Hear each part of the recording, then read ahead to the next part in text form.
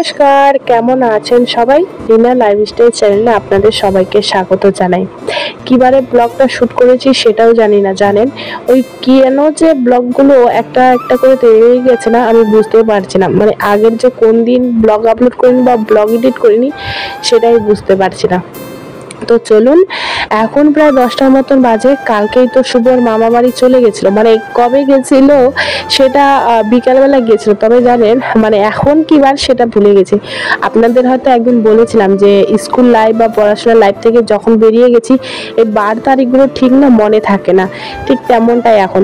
মানে মনে হচ্ছে না যে কবে করছি, তবে কি বার ছিল সেটা মনে হচ্ছে না। তো যাই হোক, এদিকে ঘরের সমস্ত কাজ করে ভাবলাম যে বাসন মাজা থেকে ব্লগটাকে শুরু করি। তার কাছ থেকে জানেন আমার এখানে মোবাইলে না জল পড়ে গেছিল, আর একা একাই এখন দেখছি আবার ক্যামেরাটা ঠিক হয়ে গেছে। চলুন বাসনটা মেজে নিই।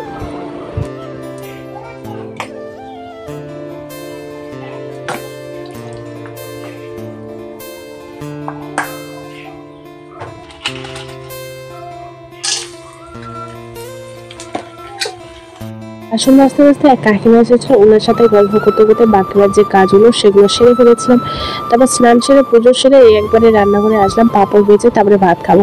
আলু সবই রান্না করেছি, তবে না ইচ্ছে করছিল না সেগুলো দিয়ে ভাত খাই। এদিকে প্রচণ্ড খিদে পেয়ে গেছিলো। তো চলুন, ঘরে কিছুটা পাঁপড় রয়ে গেছে, তো ভাবলাম সেগুলোই ভেজে নিই, তারপর খাওয়া দাওয়াটা সেরে ফেলবো।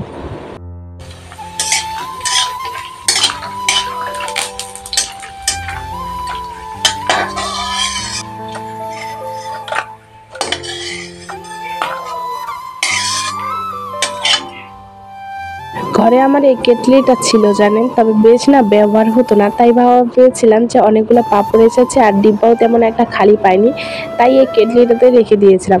দেখছি এখন বেশ ভালোই হয়েছে কেটলিটাতে রেখে।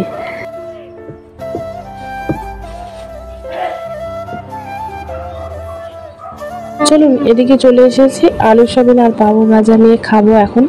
খাওয়ার পরে তারপরে আর ব্লগটা হয়তো কন্টিনিউ করতে পারিনি, কারণ খাওয়া দাওয়ার পরে বেশ কিছুক্ষণের মতন ভালোই ছিলাম। তারপরে শরীরটা ভীষণভাবে অসুস্থ হয়ে পড়ি, সর্দি মাথা ব্যথাতে। তো সে কারণে সেদিন আর ব্লগ করার মতন পরিস্থিতি ছিল না, তাই ব্লগ করতে পারিনি বা ব্লগটা কন্টিনিউ করতে পারিনি।